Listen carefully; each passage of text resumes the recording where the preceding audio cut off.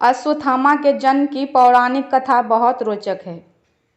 महाभारत युद्ध से पहले गुरु द्रोणाचार्य अनेक स्थानों में भ्रमण कर रहे थे।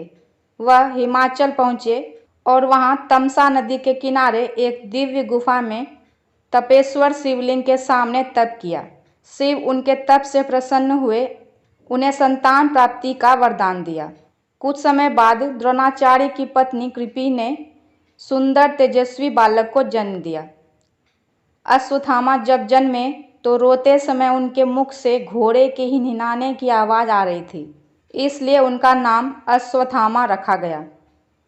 जन्म से ही अश्वत्थामा के मस्तक पे एक अमूल्य मणि थी, जो कि दैत्य, दानव, शस्त्र, व्याधि, देवता, नाग आदि से निर्भय रखती थी। वह नाग की मणि की तरह दिखाई देती थी। अश्वत्थामा के पास शिवजी के द्वारा दी गई कई शक्तियाँ थीं। वे स्वयं शिव के अंश थे। महाभारत में उल्लेख मिलता है कि एक बार अश्वत्थामा द्वारिका पहुँचे। श्री कृष्ण ने उनका बहुत स्वागत किया।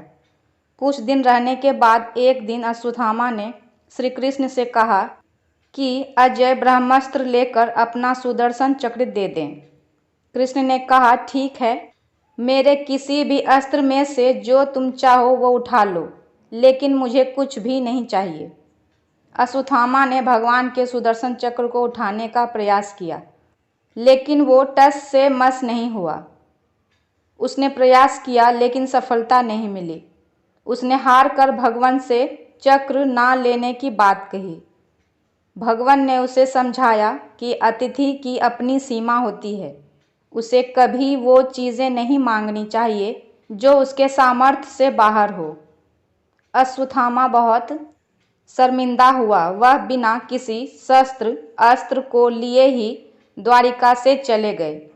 महाभारत का युद्ध खत्म होने के बाद अंत में श्री कृष्ण बोलते हैं, हे अर्जुन, धर्मात्मा, सोए हुए, असावधान, मत वाले, पागल, अज्ञानी, रथहीन, स्त्री तथा बालक को मारना धर्म के अनुसार वर्जित है। इसने धर्म के विरुद्ध आचरण किया है। सोए हुए निरपराध बालकों की हत्या की है और पांडव के एकलौते बचे वंश को मारने की कोशिश की है। श्री कृष्ण ने कहा, अर्जुन, शास्त्रों के अनुसार पतित ब्राह्मण का वध भी पाप है, अतः इसके मस्तक पर लगे मणि को निकाल कर जीवित छोड़ दो। मणि निकाले जाने से वह श्रीहीन हो गया। बाद में श्री कृष्ण ने अश्वत्थामा को 6000 साल तक भटकने का श्राप दे दिया। अतः अर्जुन ने उसे अपमानित अवस्था में शिविर से बाहर निकाल दिया। शिव महापुराण के अनुसार अश्वत्थामा आज भी जीवित है और वे गंगा के किनारे निवास करते हैं, किंतु उनका निवास कहाँ है यह नहीं बताया गया। मेरा वीडियो अगर अच्छा लगे तो लाइक करके मेरे चैनल को सब्सक्राइब करना ना भूलें। धन्यवाद।